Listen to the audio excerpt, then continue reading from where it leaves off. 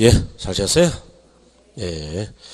여러분 이제 저당 유동화인데 거기 아까 이제 우리가 구조는 좀 설명을 드렸는데요. 자, 264쪽에 가로 2번에 저당 유동화의 전제에다가 일단 별 하나.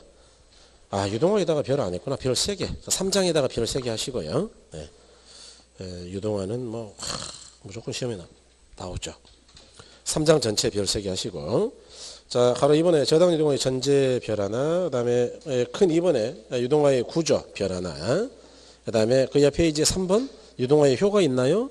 네, 별 하나. 그 다음에 이제 넘어가시면 저당 유동화 증권이 있는데 요거는 이번에는 못하고요. 이순환부터 할 건데 거기는 그때 가서 별 할게. 뭐 그것도 중요합니다만은. 자, 일단 저당 시장의 구조부터 말씀을 드리겠습니다. 그림 보면 별거 없는데요. 자, 요것만 그림만 이해하시면은 정리하는 거는 그리 어렵진 않아요. 첫 번째 위쪽이 1차 저당 시장인데 차입자랑 1차 저당 1차 대출기관입니다. 이거 잘못 썼네요. 1차 대출기관으로 구성된 시장이다. 1차 대출 은행이니까. 그럴 때 이 1차 저당 시장에서는 저당권이 형성되고 대출이 이루어지는 시장이다. 자, 1차 대출 뭐야 이거 왜 이렇게 써놨지? 1차 대출 시장이 아니고 1차 대출 기관, 기관. 1차 대출 기관은 유동성이 풍부할 때는 저당권을 자산으로 가지고 있다. 왜냐? 이자 수익이 발생하니까. 유동성 위험에 빠진다. 그럴 때는 저당권을 가지고 있다고요. 유통시킨다고요. 유통시킨다. 이렇게요. 그 다음에 아래쪽을 2차 저당시장이라고 한다. 2차 저당시장은 2차 대출기관과 투자자로 구성된 시장이고요. 2차 저당시장에서는 유동화가 이루어지는 시장이죠. 즉 대출이 이루어진다고요. 유동화요. 유동화 이렇게. 2차 대출기관도 유동성이 풍부할 때는 저당권을 자산 포트폴리오로 보유하죠. 이자가 들어오니까요. 유동성 위험에 빠진다. 그럴 때는 저당권을 가지고 있다고요. 유통시킨다고요. 유통시킨다. 이렇게 유통시킬 때는 그냥 저당권을 판다 그랬어요. 증권을 찍는다 그랬어요. 그런 걸 증권화라고 합니다. 유동화보다 조금 좁은 의미인데 그냥 저당권을 팔았다고요. 종이까지 같이 줬다고요. 종이. 그런 건 증권화다. 여기는 증권화예요. 여기는 그냥 저당권만 넘겼으니까 유동화. 이해하신 거죠?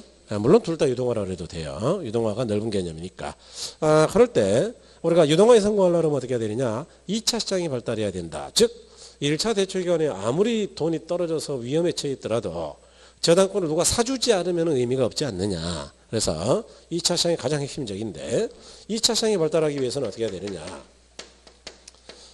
여기 저당 대출할 때부터 대출 심사 기준이 또는 대출 조건이 표준화돼야 된다. 왜냐? 아까 우리가 저당은 한 개씩 거래한다 그랬어요. 묶어서 거래한다 그랬어요. 묶어서. 그렇게 1000개를 묶어서 거래할 때 1000개의 저당권이 만기가 다 달라요. 만기가. 아니면 이자가 각각 달라. 막 그러면은 관리가 쉽겠어요? 어렵겠어요? 어렵죠. 그러니까 표준화돼야 되는데 우리나라는요. 여기 이 유동화에 소요되는 저당권이 모기지론, 보금자리론인데 그거는 딱 기간이 4개밖에 없어요.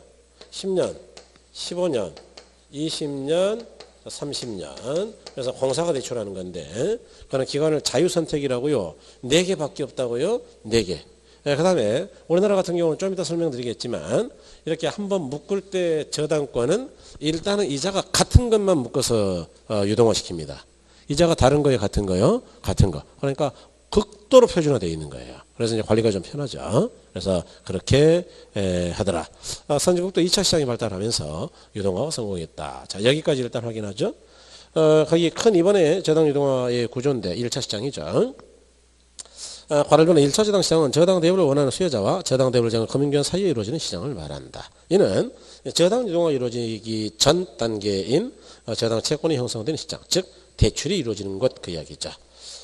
과로 2번에 1차 저당 대출자들은 주택을 구입하려는 일반 수요자와 새로이 부동산을 공급하고자 하는 건설업자에게 저당을 설정하고 자금을 대여한다 그랬죠. 그 다음에 가로 3번 1차 저당 대출자들은 설정된 저당을 자신들의 자산 포트폴리오 일부로 보유하기도 하며 자금의 여유가 없을 때에는 2차 저당 시장에 내다 팔기도 한다 그랬죠. 즉 1차 금융기관은 1차 주당시장에서 자금의 공급자가 되고 2차 시장에서 자금의 수요자. 큰 의미는 없네요. 어쨌든 판다가 이야기죠. 내다. 그 다음에 가로 2번 2차 주당시장이다. 방가를 1번 보니까 저당 대출 기관과 다른 기관 투자자 사이에서 기존의 저당을 사고 파는 시장을 2차 시장이라고 한다. 그렇죠? 예. 그 다음에 방가로 2번에 1차 대출 기관들은 2차 저당 시장에서 그들이 설정한 저당을 팔고 필요한 자금을 조달하므로 2차 저당 시장은 저당 대부를 받는 원저당 차입자하고는 모른다 그랬으니까 관계가 있을까요? 없을까요? 없다. 예, 아무런 직접 관계가 없다 그랬죠. 그 다음에 3번 2차 저당 시장은 저당 유동화의 결정적 역할을 하는 시장이다.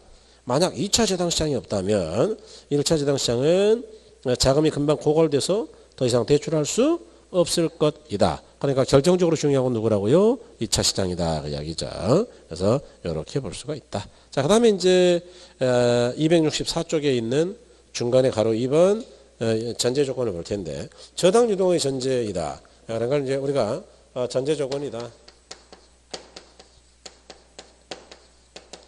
또는 금리 구조이다. 뭐 이렇게 표현하는데요. 이렇게 저당 유동화 되려면 어떻게 해야 되느냐?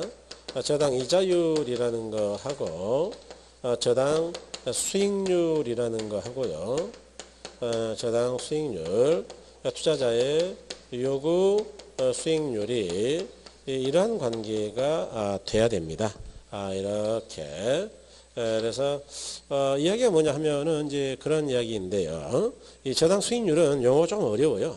이걸 우리가 다른 말로는 투자자가 MBS에 투자할 때 받는 MBS 수익률 또는 투자자가 이런 자산에 투자할 때 얼마를 벌까라고 기대한 수익률. 그래서 기대 수익률이라고도 하는데 이와 같이 이제 부동호 관계가 돼야 된다. 즉, 예컨대 차입자가 내는 이자가 저당 이자인데 우리나라에서 최초로 발행했던 MBS가 그 당시에 고정이자 7% 이자율을 기준으로 발행했어요. 그러니까 차입자가 7% 이자를 냈다 그 이야기죠. 그러면 이 7% 이자를 싹 다 투자자에게 줘버리면 되는 것이냐. 즉 투자자의 MBS 수익률이 7%가 되겠느냐 그 이야기인데 그건 안 돼요. 왜냐하면 이보다 작아야 돼요.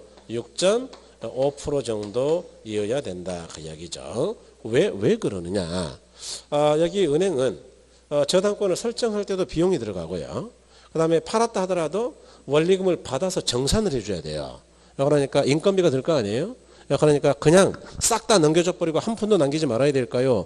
뭐 좀 수수료라도 챙겨야 될까요? 챙겨야죠. 그래서 관리 수수료, 관리비를 받게 돼 있고 여기는 지급보증이라는 거는 비용이 들어가요. 오늘날 지급보증은 말로 하는 게 아니고 보증보험에 가입합니다. 그러니까 보험료가 나가잖아요. 그 다음에 여기 직원들 월급이 연봉이 꽤 세거든요. 그러니까 직원들 월급 주려면 그냥 줘야 되겠어요? 남기는 게 있어야 되겠어요? 남기는 게. 그래서 0.25%씩 남긴다고 치자. 그러면 양쪽에서 0.5 떼 나갔으니까 6.5 남았을 거다 그 이야기고. 그러면 이게 투자자의 요구 수익을 만족할 수가 있느냐라는 게 문제다 그 이야기인데 뭔 말이냐. 우리가 조금 진솔해져 보면 우리가 어떤 생각을 합니까? 부동산에 접근할 때. 근데 내가 1억짜리 조그마한 거 하나 사가지고 한 2년 후에 팔아볼 생각이다. 그럼 이걸 살 때 어떤 느낌이에요? 나는 뭐 워낙 정직한 사람이니까 지금 이자가 금리가 뭐 3%니까 3%면 되지 뭐. 이렇게 생각하는 거예요. 아니면 반은 남아야지 그러는 거예요. 반이 50%거든요. 그러니까 부동산 하는 사람들의 요구 수익이 보통은 50 수준이에요. 50%는 남아야지 뭐 이러고 있는데 50%. 여기는 50%라고요? 6.5라고요? 그럼 누가 투자하겠냐? 요구 수익을 만족을 못 하는데. 이해하신 겁니까? 그럼 이 돈이 안 들어올 거 아니냐 그 이야기예요. 돈이 들어오려면 요구 수익을 만족해야 되는데. 그러면 방법은 두 가지죠. 요걸 끄집어 올려가지고 65로 만드는 방법이 있는데 그건 안 되죠. 아까 저당 자체가 원래 골이에요, 절이에요. 그리고 이거 자체가 이자가 낮은데 뭘 또 떼주고 나면은 뭐 있겠냐. 바로 이거 올리는 게 안 된다. 그러면 방법은 이거밖에 없는데 요구 수익을 극도로 낮추는 방법밖에 없어요. 낮추려면 어떻게 하면 되느냐. 또 투자이론 이야기인데 위험과 수익은 반비례요, 비례요? 그렇죠. 그래서 위험을 낮추는 방법밖에 없는 겁니다. 그래서 우리나라가 이제 유동화가 굉장히 느리게 도입됐는데 이유는 이것 때문이었죠. 이거. 위험을 낮추는 방법이 없었거든요. 그래서 아까 투자자 입장에서는 못 받는 일이 없도록, 위험이 없도록 아까 그냥 팔았어요? 지급 보증했어요? 또 우리가 저당을 거래할 때는 한 개씩이요, 집단 묶었어요? 네, 묶었어요. 그렇죠? 그러니까 이렇게 위험을 낮춰서 투자자 입장에서는 못 받을 일이 아예 없는 자산이어서 무위험 자산이다. 즉 국채와 비슷하다. 그러면 이 당시 국채 수익률이 얼마였냐? 약 4%였어요. 이 당시 2002년에 발행된 거 이야기인데 4%. 그러면 여기 기관 투자자 입장에서 한번 보세요. 이 사람들이 주로 투자하는 게 뭐냐면 국채 같은 채권 아니면 주식에 주로 투자하지 부동산에는 투자하지 않습니다. 잘. 왜냐하면 이 부동산은 환금성이 떨어지기 때문에 투자 안 하는 거예요. 그런데 보험가입자가 나 이제 급하니까 나 손해보는 거 아는데 오늘 돌려주세요. 그러면은 바로 돌려줘야지. 그거를 아니 빌딩에 투자해가지고요. 그 200억짜리 빌딩 팔려면 2년 걸리는데 뭐 이러고 있으면 되겠냐 그 이야기예요. 그러니까 이런 사람들은 이 가입자들을 위해서 환금성이 높은 자산에만 투자한다는 이야기죠. 그래서 잘 안 하는데 유동화라는 게 유동성, 환금성을 높이는 과정이거든요. 그러니까 잘 팔리게 하는 건데 이렇게 MBS 같은 증권으로 하면 잘 사죠. 왜냐? 증권은 1억짜리를 딱 한 장의 종이로 찍어야 되는 거예요. 1000억짜리 한 장으로 찍어야 되는 거예요. 쪼개서 10,000원짜리도 발행할 수 있어요. 뭐 증권이 10,000원짜리가 왜 없겠어요? 이해하셨습니까? 이렇게 금액을 낮춰놓으면은 누구든 거래하기가 어렵다고요? 쉬워진다고요? 유동성이 높아지는 거예요. 유동화가. 그래서 이제 유동화의 정의는 유동성이 낮은 걸 유동성이 높인다라고 이야기하는 거거든요. 그래서 저당권을 유통시키는 것이다 이렇게. 그러니까 부동산 증권은 MBS라면 투자할 수가 있다 그런 이야기죠. 그래서 투자하자라고 했다. 왜냐? 이 사람들 입장에서 채권 투자하는데 4% 본다면 MBS는 똑같이 무형자산인데 6.5가 나온다 그러니까 투자 안 해야 될까 해야 될까요? 예. 그러면 이 돈이 들어와서 저당 대출 쪽으로 활용된다는 이야기죠. 그러면 다시 그 돈이 거둬져 가지고 다시 또 투자할 것이고 이와 같이 유동화가 안 된다고요? 된다고요? 되더라. 그래서 이렇게 유동화가 되려면 이러한 이자율 구조를 만족해야 된다 그 이야기죠. 그럴 때 여러분 그 이름이 아주 미묘하게 다릅니다. 이런 거 구별 잘 하셔야 돼요. 그래서 요거는 차입자가 내는 원래 저당 대출의 이자.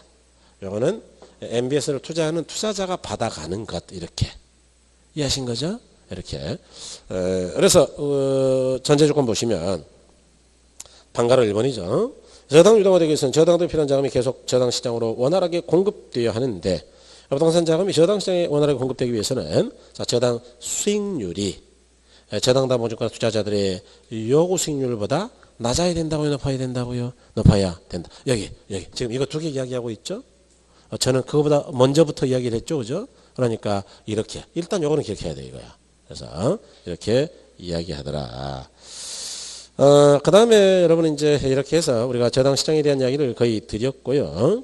넘어가셔가지고 267쪽에 증권의 종류에서 MBB, MPTS, MPTBC 뭐 이런 게 있는데 이거는 지금은 안 돼요. 이거는 이제 3, 4월 달, 5, 6월 달 이렇게 가면서 조금씩 늘려갈 거니까 그건 좀 기다리세요. 그래서 일단 요게 정리가 잘 돼야 됩니다. 한 개 안 했는데 어디를 안 했냐 하면 여러분 아직 265쪽 미안합니다. 265쪽에 맨 밑에 3번 저당 유동화 효과라고 있나요? 이것도 시험에 좀 나와요. 기대 효과 별 하나 해주시고요. 이제 이게 어렵긴 한데 이런 걸 구조적으로 이해한다라고 이제 보통 표현합니다. 구조적. 구조적이 뭐냐?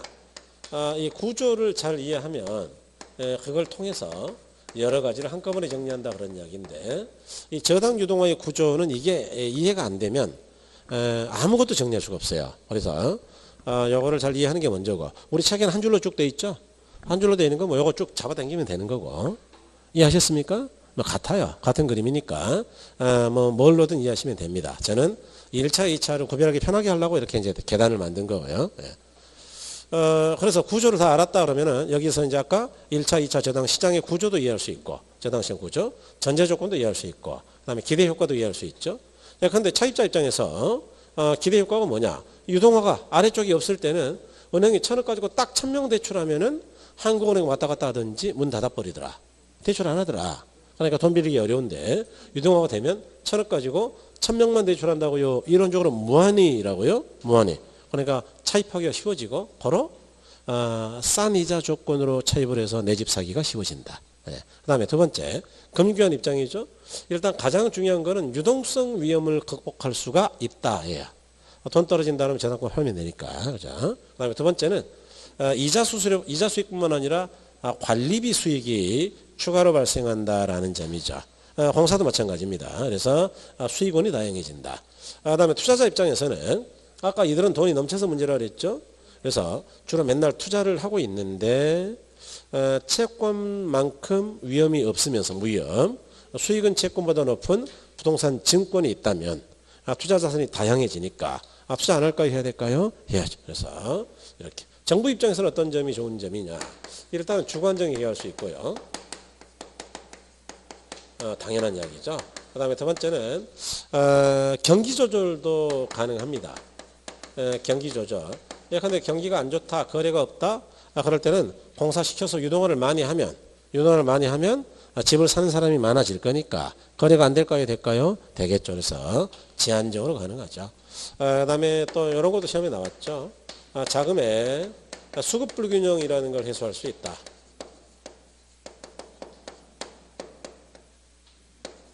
불균형 해소. 뭔 말이냐. 예컨대 여기는 어쩔 수 없이 돈이 넘쳐서 구조상 여기는 돈이 어쩔 수 없이 모자라는 구조이거든요. 뭐 어쩔 수 없어요, 이거는. 그래서 넘친다고 좋은 건 아닙니다. 보험사는 돈이 넘치지만 자기 돈 한 개도 없어요. 다 부채예요. 갚아야 될 돈이거든요. 이해하신 거죠? 은행은 거꾸로 돈은 없지만 전부 다 자산만 갖고 있어요. 받을 돈만 가지고 있잖아요. 그러니까 사실은 뭐 넘쳐서 좋은 건 아닙니다. 뭐 쓸 돈은 있지만. 그래서 이렇게 자금이 수급 불균형 상태인데 투자 목적으로 밀어 넣어주면 균형을 유지하지 않겠냐 이렇게 볼 수 있겠죠. 그래서 거기 265쪽에 3번에 유동화의 효과죠. 첫 번째가 이제 주택 수요자 입장인데, 자, 두 번째 줄 따라서 수요자는 주택자금 대출 이용해짐으로 자가주택 소유가 소유기가 증가한다. 그다음에 관할변의 금융기관 입장이죠. 두 번째 줄에 유동성 위험 문제를 해결할 수가 있다. 이론적으로 반복적 유동화 과정을 통하여 주택 수요자들에게 자금을 무한히 공급할 수가 있다. 그랬고요. 그다음에 이제 넘어가셔서 방가로 2번에 위험자산의 대출 채권을 매각하여 안전한 자산의 현금 보유 비율을 높이면 BIS 자기자본 비율을 제고해도 도움이 된다. 그랬는데 아직은 너무 어렵죠. 이런 건 한참 공부가 됐을 때 설명할게요. 어쨌든 자기자본 비율을 높이는 데 도움이 된다 그러더라. 그 다음에 이제 가로사물의 투자자 입장이죠. 유동화는 투자자가 다양한 종류의 금융상품을 선택함으로써 포트폴리오 구성을 보다 다양하게 구성할 수 있다. 그러니까 투자 자산이 많아진다는 이야기죠. 그 다음에 4번 국가, 즉 정부 입장. 첫 번째 서민층의 내 집 마련을 지원해서 주택보급률을 높여서 주거안정에 기여할 수가 있다 그랬고, 두 번째 줄 맨 끝에 가니까 주택경기 안정화, 경기 뭐 이런 거 있고요. 그 다음에 세 번째 줄 맨 끝에 가니까 자금 흐름이 왜곡되는 걸 방지할 수 없다고 있다고요? 있다 뭐 그런 거. 그래서 이렇게 몇 가지가 있다 그런 이야기죠. 그래서 이렇게 보시면 되고, 그 유동화 증권의 종류는 그거는 이제 이순환부터 할게요. 그래서 이게 좀 연습이 좀 더 돼야 돼요. 자, 그렇게 보시고요. 여러분들 275쪽으로 가시는데 275쪽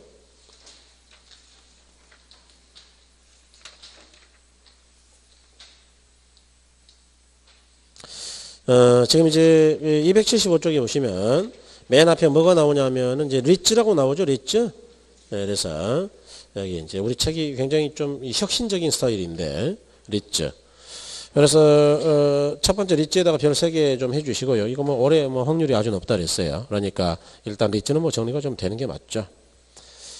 거기 보니까 리츠 의인데, 자, 리츠란 불특정 다수의 투자자들로부터 투자 자금을 모집하여 그 자금을 부동산에 투자하거나 저당담보증권 또는 부동산 관련 대출 등으로 운영하여 얻어진 운영 수익을 투자자에게 배분해주는 부동산 간접 투자 상품이다.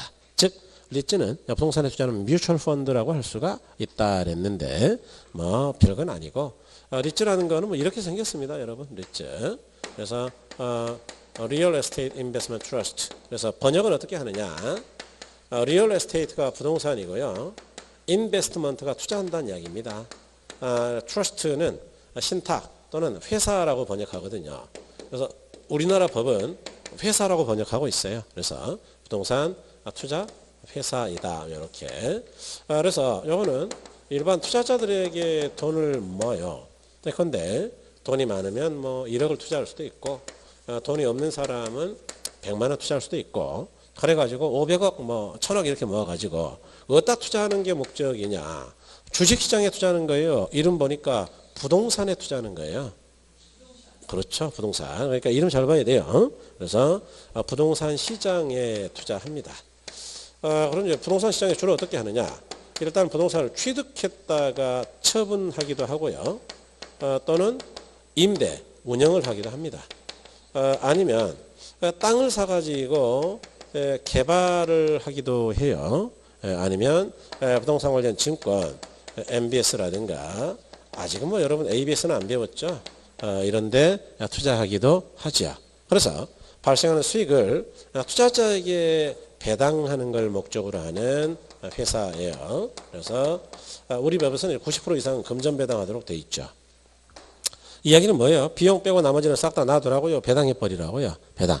그래서 일반 주식회사랑은 전혀 다르죠. 그래서 이것도 주식회사죠. 그러니까 투자자가 현금을 투자하면, 돈을 투자하면 어떻게 하느냐? 이 회사는 주식회사예요. 그러니까 무슨 통장 같은 수익증권을 주는 게 아니고 뭘 주느냐 하면 투자자에게는 주식을 줘요. 주식. 뭘 준다고요? 주식. 그렇죠. 그래서 그런 회사를 말한다.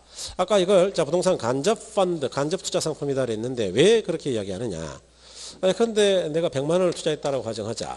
그래서 여기 모은 게 이제 1000억인데 이 사람들이 어떤 부동산을 취득하든 뭐 어떤 부동산을 개발하든 제가 꼴랑 100만 원 투자한 사람이 아침마다 가가지고 야 논현동에 있는 걸 사야지 뭐 이렇게 하면 되겠어요? 안 되겠어요? 안 되겠죠. 다른 사람 1000억이나 있는데. 그러니까 그렇게 한다고요. 전문가에게 맡긴다고요.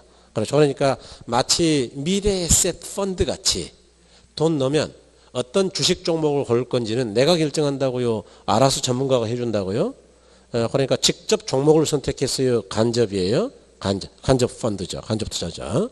그 다음에 뮤추얼 펀드라는 건 뭐냐? 좀 어려운데 뮤추얼은 상장된 그런 이야기인데 그냥 펀드가 아니고 상장된 펀드예요.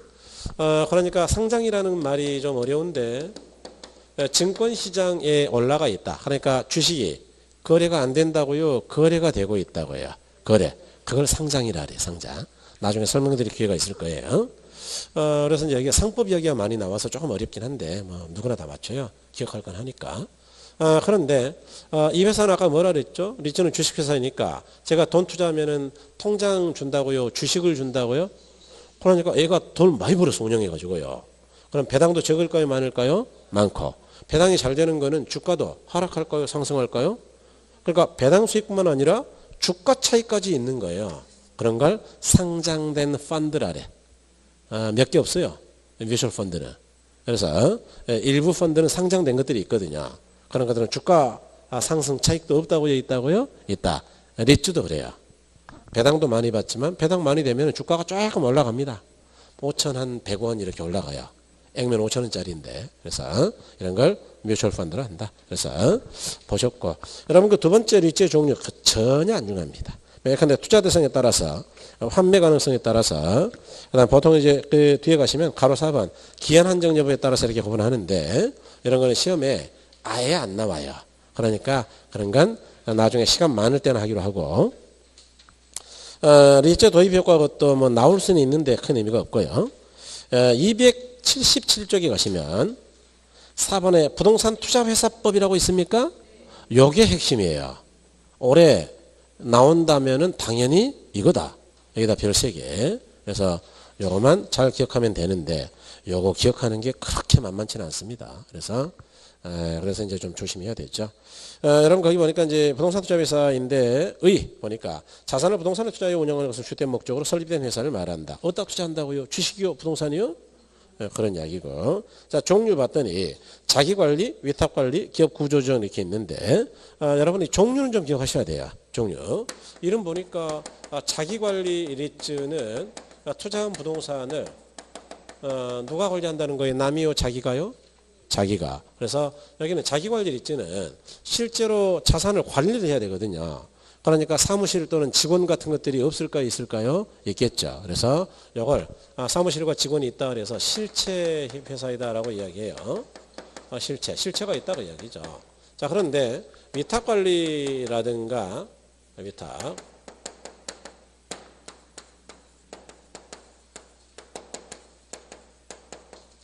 기업 구조조정 리츠 같은 것들은 이것들은 실체가 전혀 없어요. 이 사람들은 자기가 관리한다는 거예요. 위탁해서 하겠다는 거예요. 위탁. 자산관리회사라는 데다 위탁해서 맡겨요. 또 기업 구조조정 부동산 투자회사도 위탁해서 관리하는 거거든요. 그러니까 자기가 직접 자산을 관리한다고요? 위탁한다고요? 위탁. 그러니까 이건 직원이 있을까요? 없을까요? 없어. 상권 직원. 사무실이 있을까요? 없어요. 그래서 이런 회사를 뭐라 그러느냐? 명목회사라고 해요. 명목회사. 명목회사라는 거를 영어로는 페이퍼 컴퍼니라 그래요. 페이퍼 컴퍼니. 막 들어보셨을 거예요, 아마. 페이퍼 컴퍼니가 뭐예요? 실제 사무실이나 직원 이런 게 있다고요? 종이 쪽지밖에 없다고요. 그러니까 법인 등기부만 존재하는 회사예요. 이해하셨습니까? 법인 등기부는 있는데 직원이 아무도 없어. 그런 걸 그래서 이제 관리하는 건 자산관리회사라는 데서 맡겨서 하는 겁니다. 그런 걸 위탁관리 또는 기업구조조정이 한다 그랬죠. 그럴 때 기업구조조정 부동산 투자에서는 이 위탁관리하고 다른 게 뭐냐. 일반 부동산에 투자한다 그러면은 자기나 위탁관리. 일반 부동산.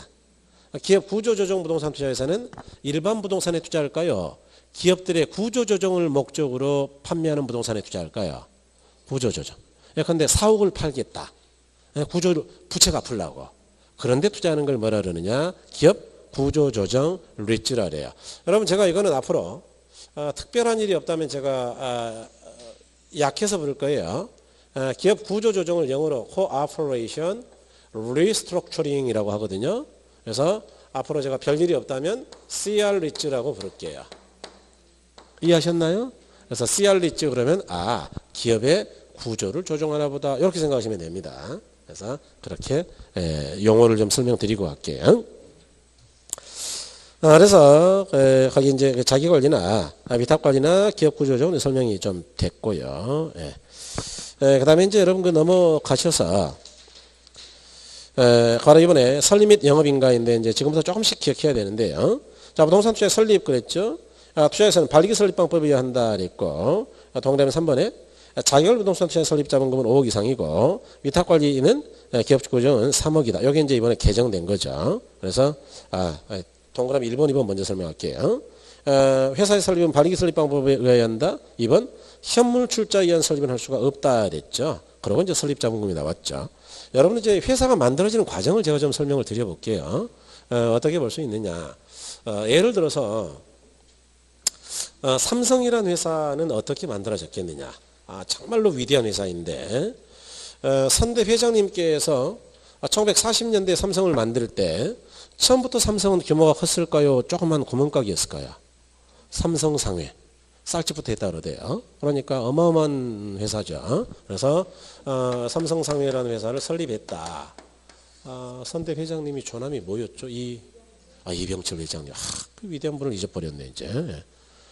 그렇죠. 자, 이분인데 이분이 이제 처음에 설립할 때 그 당시에 돈이 얼마 있었겠어요? 500원. 그때 돈으로. 그래서 이제 자기 돈 한 400원 하고 후배들 중에 똘똘한 애들 한 3명 불러가지고.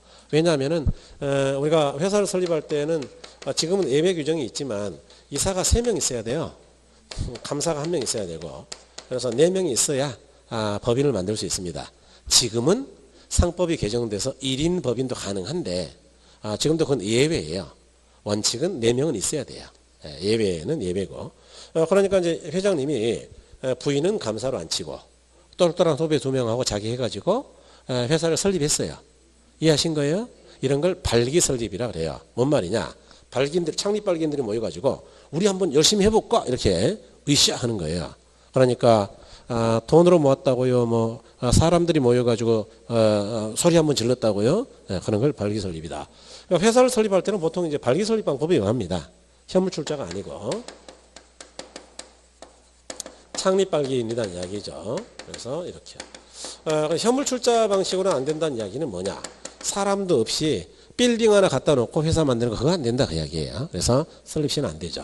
그럼 회사가 설립되면 어떻게 되느냐 하면요. 일반적으로 장사를 하다가 장사가 잘 되잖아요. 그러면 큰 투자를 해야 될 필요가 있어요. 그래서 어떻게 하느냐. 상장이라는 것을 하게 되어 있습니다. 삼성은 언제 정도에 상장을 했을 것 같냐. 제가 정확하게 역사를 따져보지는 않았는데 삼성이 처음으로 설탕 사업에 진입할 때가 있어요. 제일제당. 이해하셨나요? 설탕 같은 걸 만들려면 자기 돈만 가지고 되겠어요? 공장을 지으려니까 대규모 자금이 필요하겠어요.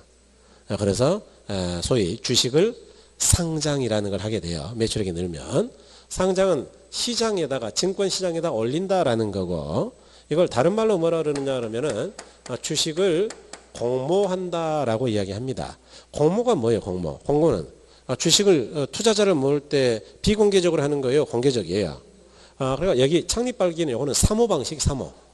그러니까 후배들 모아가지고 우리 소주 한잔 하면서 한번 해볼래? 사적으로 있으니까. 신문에 광고 냈다고요? 안 냈다고요? 그러니까 요거는 이제 신문에 광고 내는 거니까 공개 모집. 이해하신 거죠? 그래서 그래가지고 이제 주주들을 모아요. 모아가지고 여러 사람들의 돈을 모아서 공장을 짓고 이제 하는 거죠. 그래서 사업이 더 잘 된다 그러면 어떻게 되느냐? 다시 또 재공모를 해요. 공모는 계속 하는 겁니다. 삼성이 지금 막 100조 대 회사가 된 이유는 뭐냐? 공모를 그동안에 수백 번을 했기 때문에. 그러니까 덩치가 작아졌다고요? 계속 커진다고요? 계속. 그리고 주주가 계속 많아지는 거예요. 그래서 공모 해가지고 회사가 커지는 겁니다. 지금도 공모하고 있고요. 그런데 그러면서 대기업이 되더라. 규모가 커지더라. 그런데 이렇게 공모를 여러 번 하지만 처음 공모할 때가 있는데 상장. 이거를 우리가 영어로는 뭐라 그러느냐. 여러분 시험에 이게 나와서 설명하는 건데 IPO라고 해요. 뭐라 그런다고요? IPO. 그래서 이거는 initial public offer. 이 public offer가 공모라는 거예요. 영어로. initial이니까 두 번째 공모라고요. 딱 처음 할 때라고요. 그래서 주식을 상장하는 걸 IPO라고도 합니다. 이해하셨나요? 이 정도까지만 용어를 알면 대략 이제 우리가 리츠를 해석할 수 있어요. 자, 이제 그러면서 보죠. 그러니까 리츠는 처음 만들 때는 현물 출자 위원 방식이에요. 아니고 발기술 사람이 모여야 돼요. 사람 그렇죠. 그다음에 동그라미 3번 무조건 기억이에요. 이거는. 자기관리 리츠 그러면 설립시에는 자본금이 얼마가 있어야 되느냐. 설립시에는 5억. 자기관리는. 위탁이라든가 CR리츠 요거는 3억. 작년까지만 하던 10억이 5억이었는데 요게 또 이제 줄었어요. 그래서 5억에 3억으로요. 그래서 참 뭐 이게 아주 환장하죠. 우리나라가 리츠가 2001년 7월 1일 날 도입됐는데요. 처음에는 설립 자본금이 500억 있습니다. 500억. 얼마요? 500억에서 지금 5억까지 내려온 거예요. 500억? 아무도 안 하니까 250억. 아무도 안 하니까 100억. 아무도 안 하니까 팍 내려가지고 10억. 그러다가 이제 그도 안 하니까 5억. 그래서 5억이면 뭐 웬만하면 누구나 다 만들 수 있겠네요. 그죠? 그래서 이렇게 기억하셔야 된다. 그 다음에 이제 그 옆 페이지 가로 4번에 최저 자본금이죠. 영업인가를 받거나 등록한 날로부터 6개월이 지난 부동산 투자의 최저 자본금은 다음 금액이 정한 이상해야 한다 그랬는데 이거 무조건 외워야 돼요. 자기관리 그러면 70억. 그 다음에 위탁관리와 기업구조조정 그러면 얼마예요? 50억. 그렇죠. 그래서 최저 자본준비금이라는 건 일단 설립 인가 또는 등록하고 6개월이 지난 때까지는 일단 자본금을 만들어야 되는데 최저 자본금이다. 그래서 자기관리는 얼마라고 그랬어요? 70억. 위탁관리나 기업구조 얼마요? 50억. 이제 이게 이전법부터 작년법부터 이렇게 이원화됐는데 왜 이렇게 이원화한 거냐? 여러분 이제 이게 처음에는 리츠가 예, 그렇죠. 설립 자본금이 500억이었어요. 그러니까 리츠를 좀 만들어야 리츠라는 걸 만들어야 리츠가 이런 취지거든요. 아까 그 이야기는 이제 못했군요. 일반 투자자들에게 돈을 모아가지고 부동산에 투자한다 그랬죠. 어디다 투자하는 주로 빌딩에 투자해요. 빌딩. 그러니까 돈이 많이 되는 부동산은 비싼 부동산이 돈이 많이 돼요. 왜냐하면 수요가 없을 때 싸게 살 수 있거든요. 이해하셨나요? 그런데 문제는 1000억짜리 빌딩을 누구나 살 수 있는 건 아니잖아요. 돈이 없으니까. 그러니까 우리 같은 서민들은 뭐 다 알고 있죠. 돈 되는 거. 그래서 못 사잖아요. 그러니까 어떻게 했느냐? 야, 누가 리츠를 만들면 너 100만 원이라도 투자해. 해가지고 많이 벌면 많이 나눠 가지면 되잖아. 이런 논점이에요. 그러니까 일반 투자자들에게 투자 기회를 주는, 투자 기회를 준다는 의미도 있거든요. 그런데 문제는 누가 리츠를 만들어야지. 돈 있는 사람이. 그런데 옛날에는 자본금 500억 하니까 만든다고요? 안 만든다고요? 한 개도 없었어요. 250억 한 개도 없어요. 100억으로 내려도 한 개도 없어. 그래가지고 10억으로 내리니까 한 30개 만들어졌어요. 이해하신 거예요? 이렇게 이제 내리니까 만들기는 만들어. 그런데 문제가 뭐냐? 생각해 보세요. 자본금 5억 가지고 무슨 빌딩에 투자하기 위해서 아파트도 못 사는데. 이해하셨어요? 그럼 이거 어떻게 투자하냐 또. 만들기는 하는데. 그래서 일단 설립하고 일정 기간이 지나가지고 빌딩을 사고 싶을 때까지는 최소한 70억은 있어야 작은 빌딩이라도 살 거 아니냐. 이해하셨습니까? 그러니까 이제 이 설립 단계를 이원화 시켜준 거예요. 어차피 설립하자마자 투자하는 거 아니니까 설립은 쉽게 하고 투자도 할 수 있게. 오케이? 그래서 영업허가 받거나 등록한 날로부터 6개월이 지난 부동산 투자의 최저 자본금은 이제 그때부터는 빌딩 살 거니까 한 70억이나 50억 갖고 있어라 그 이야기죠. 그래서 이렇게 해야 된다. 그 다음에 자 가로선으로 주식의 발행인데 주식의 공모죠. 이것도 중요합니다. 동그라미 2번에 자 부동산 투자회사는 영업인가를 받거나 등록한 날부터 세 번째 줄에 있네요. 부터 2년 이내에 발행하는 주식 총수의 100분의 30 이상을 일반인이 청약에 제공해야 한다. 자 여기서 기억할 거는 일단 100분의 30이에요. 100분의 30. 두 번째로는 2년이에요. 2년. 작년 법까지는 1년 6개월이었거든요. 그런데 1년 6개월이요. 2년이요. 2년 이내에 100분의 30까지는 일반인이 청약에 제공해야 한다. 뭔 말이냐. 여기 여러분. 아까 공모가 뭐라 그랬죠? 공모가 아는 사람끼리 사적으로 모집한다고요. 공개 모집이라고요. 그러니까 신문에 광고에서 공개 모집하는 거. 그럴 때 대주주들한테만 주식을 배분하면 안 되고 일반 우리 같은 돈 없는 사람들한테도 30% 이상은 공개 모집 안 해야 된다고 해야 된다고요? 해야 된다 그 이야기예요. 그래서 100분의 30 이상은 공모이다. 꼭 기억하셔야 되죠. 그 다음에 또 넘어가셔서 바로 이번에 주식의 분산이죠. 주식의 분산인데 이것도 좀 기억하셔야 됩니다. 동그라미 이번에 자기관리부동산 투자에서의 경우 주주 1인과 그 특별관계자는 최저 자본 준비가 끝난 후에는 즉 영업인가나 등록받고 6개월이 지난 후에는 그 이야기예요. 아까 6개월이 지난 다음에 이제 최저 자본 준비 기간이라고 했으니까 투자회사 발행 주총수의 100분의 30% 이상을 30%를 초과하여 주식을 소유하지 못한다 그랬죠. 위탁관리는 얼마를 초과할 수 없다 그랬어요. 30이요 40%요? 40% 그렇죠. 그러니까 주식의 분산이라는 게 뭐냐 하면 이런 이야기예요.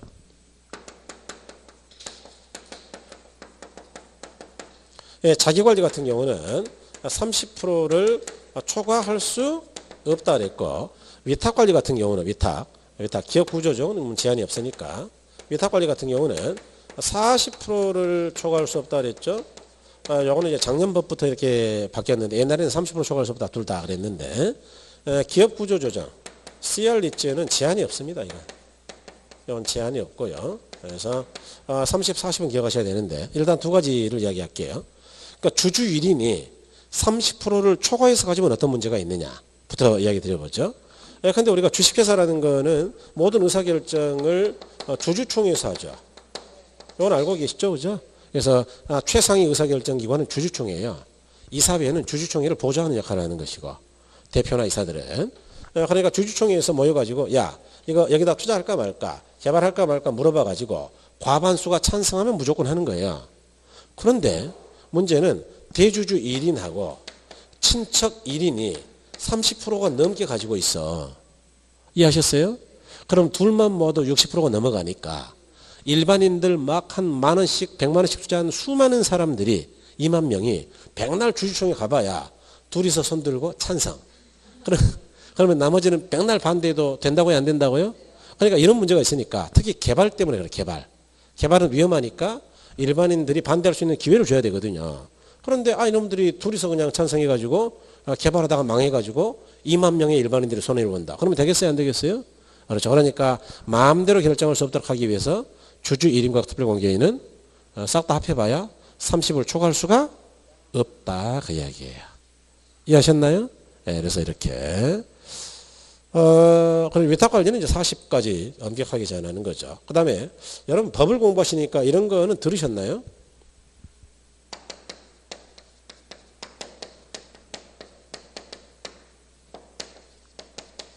같은 이야기예요? 다른 이야기예요? 어떻게 다르죠? 자기 자신을 포함하는 것이고 초과는 자기 자신을 포함하지 않는 거죠. 그러니까 30 이상 그러면 30부터라는 이야기죠. 그러니까 30 이상이 아니다 그러면은 30까지 안 되는 거죠, 이거. 네, 그런데 초과는 30을 포함하자고 31부터잖아요. 그럼 30을 초과할 수 없다 그러면 어떤 이야기예요, 이거? 법에서는 이제 주로 초과할 수 없다가 많이 나오거든요. 초과할 수 없다 그러면은 어떻게 된다는 이야기예요? 31부터는 안 된다 그 이야기니까 31부터는 안 돼. 그러니까 어디까지 되는 거예요? 30%까지는 돼요. 그래서 30% 초과할 수 없다 그러면 법률 용어에서 얼마를 초과할 수 없다 그러면 그렇게 해석해야 돼. 거기까지라고요. 이해하셨습니까? 30 이상이 아니다 그러면은 29.9%까지예요. 30 안 되니까. 그러니까 좀 다르죠. 그래서 이거는 30% 초과할 수 없다 그러니까 30까지만 가질 수 있다 그 이야기고 위탁은 40을 초과할 수 없다 그러니까 40까지만 되는 거예요. 이해하셨습니까? 그러니까 41은 안 돼 절대. 그래서 이렇게 해석하셔야 된다. 법률 용어는 그렇게 해석해야 돼요. 그 다음에 이제 이 현물 출자는 나중에 보기로 하고 주식 상장 가죠. 가로 4번 주식 상장. 두 번째 줄 중간에 상장 요건을 가지고 된 때에는 지체 없이 법 규정에 따른 증권시장에 주식을 상장하여 그 주식이 증권시장에서 거래가 안 돼야 된다고요? 돼야 된다고요? 돼야 된다. 그러니까 리츠는요. 요건을 갖추면 요건을 만족하면 무조건 상장이에요. 이거는. 우리나라는 상장하게 돼 있어요. 그래서 이렇게 돼 있다. 그 다음에 이제 업무도 뭐 천천히 하면 되고요. 자산관리사 이것도 천천히 하시면 되고. 자, 넘어갑니다, 여러분. 넘어가요. 가로 7번에 자산의 구성이라고 있습니까? 자산의 구성? 예, 거기다. 자, 부동산 투자 최저 자본 준비가 끝난 후에 매 분기 말 현재 총 자산의 80% 이상을 부동산 관련 증권 또는 현금으로 구성하여야 한다. 이 경우 70% 이상은 실물 부동산이어야 한다. 그러니까 사람들이 투자할 때 자산을 어떻게 구성하란 말이냐. 이렇게 구성하라는 이야기예요. 여기 투자한 것들. 일단 100분의 70 이상은 무조건 실물 부동산. 예. 그 다음에 100분의 10 근처는 부동산 관련 증권 또는 현금 뭐 이런 것. 아까 왜 100분의 80 이상은 부동산이나 부동산 증권 또는 현금으로 투자해야 한다 그랬으니까. 그래서 이렇게요. 다시. 부동산 또는 부동산 관련 증권 다시 제가 잠깐 잊어버렸어요. 다시 한번 볼게요. 부동산 최종 준비가 끝난 후에는 매분 총자산 100분의 80 이상 부동산 증권 또는 현금. 그렇죠. 잘 이야기했네요. 부동산 또는 부동산 증권이나 현금으로 구성해야 한다 그랬죠. 100분의 80 이상이. 그러니까 이 이야기는 뭐냐 하면 일단 100분의 80 이상은 부동산이든지 증권이나 현금이어야 하고 그중에 100분의 70 이상은 뭐여야 한다고요? 부동산이어야 한다. 그러니까 대략 100분의 10이 안 되는 범위 안에서 MBS나 현금으로 투자한다 그 이야기예요. 그래서 이렇게 구성해야 된다. 그래서 자산의 구성도 시험에 잘 나오는 부분이고요. 그 다음에 여러분 이제 그 옆 페이지 보니까 가로 9번에 배당이라고 있나요? 배당? 이것도 무조건 기억해야 돼요. 이건 아주 잘 나와요. 부동산 투자회사는 상법에 따른 해당 연도 이익 배당 한도의 100분의 90 이상을 주주에게 배당해야 한다. 다시 얼마까지 배당한다고요? 100분의 90. 그렇죠. 배당도 우리나라는 이제 금전 배당이에요. 금전 배당이라는 건 뭘로 줘야 된다고요? 현물로요? 금전으로요? 금전. 그래서 주식으로 배당하면 안 돼. 주식. 우리나라는 무조건 금전 배당입니다. 그 다음에 이제 가로 10번에 차입이나 사채 발행인데 이것도 무조건 기억하셔야 됩니다. 동그라미 2번이죠. 이건 뭐 개정된 게 없죠. 제1항에 따른 장매 차입 및 사채 발행은 자기 자본의 2배를 초과할 수가 없다. 자, 원칙은 몇 배를 초과할 수 없다고요? 2배. 그러면 아까 공부했죠? 어디까지란 이야기예요? 2배까지란 이야기입니다. 다만 주주총회 특별 결의가 있다면 10배 범위 안에서 자금을 차입할 수가 있다라고 돼 있을 거예요.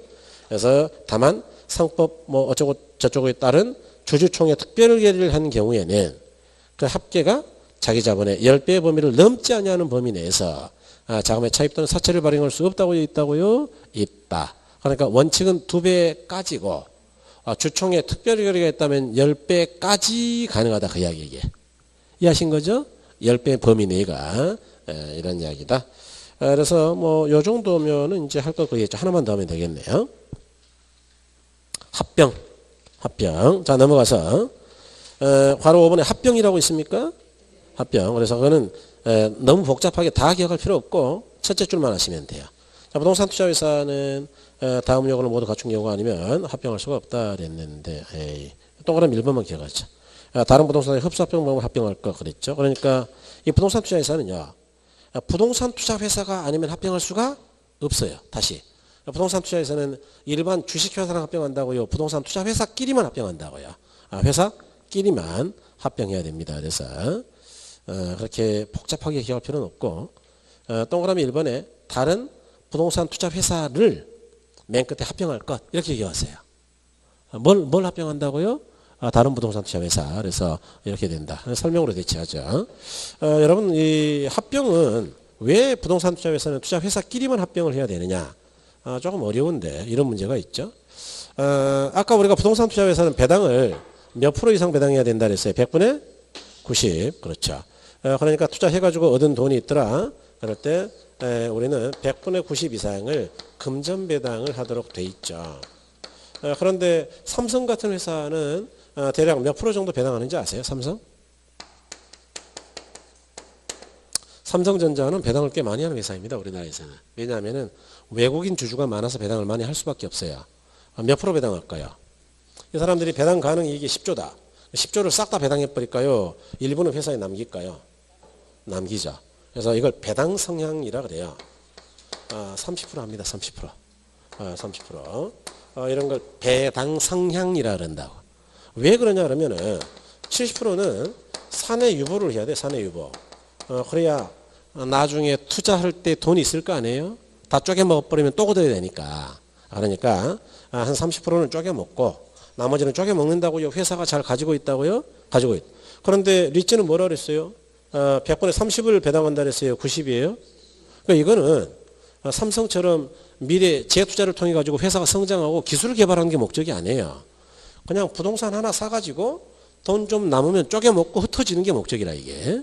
그러니까 이거는 회사에다 돈을 남겨놓으면 안 돼. 비리가 되니까. 그러니까 남긴다고요. 비용 빼고는 싹 다 배당이라고요.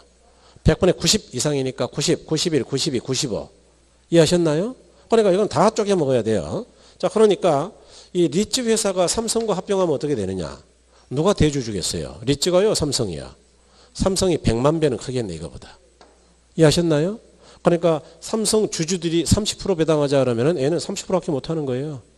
그러니까 쪼개 먹고 싶어하는 사람들이 손해보는 거다 그 이야기죠. 그러니까 이렇게 해야 된다고요. 리츠는 리츠끼리만 합병해야 된다고요. 절대로 일반 주식과 합병이 안 됩니다. 그래서 이렇게 하셔야 된다. 그래서 거기는 뭐 그렇게 복잡하게 기억할 필요는 없고 그렇게는 안 나와요 시험에. 그러니까 동그라미 1번을 약간 바꿔서 리츠는 다른 부동산 투자회사 리츠하고만 합병하는 거예요. 그래서 그렇게 본다. 그래서 이렇게 보시고 여러분 그 프로젝트 파이낸싱은 다음 주에 조금 설명드릴게요. 나머지는 뭐 이순환 넘긴다 하더라도. 그래서 요거는 다음 주에 하겠습니다. 뭐 좀 더 하면 좋겠는데 더 해봐야 어차피 한 30분 더 해야 되니까 좀 문제가 되죠. 다음 주에 할게요. 다음 주에. 오늘은 뭐 이렇게 금융 쪽을 거의 다 끝냈습니다. 그래서 이렇게 보시고요. 여러분 그 다음 주에 나머지 보도록 할게요. 다음 주에는 여러분 그 뒤에 강론 쪽이 상당 부분 거의 끝나고요. 그 다음 주에 평가 앞부분 정도까지 할 거예요 아마. 이번에 이제 구정 때문에 아마 전반부까지는 할 수 있을 것 같고요. 그 다음에 이제 3, 4월 과정에서는 이제 평가를 다 끝내는 걸로 하겠습니다. 그래서 그렇게 하도록 하죠. 여러분 대단히 수고하셨습니다. 수고하셨습니다.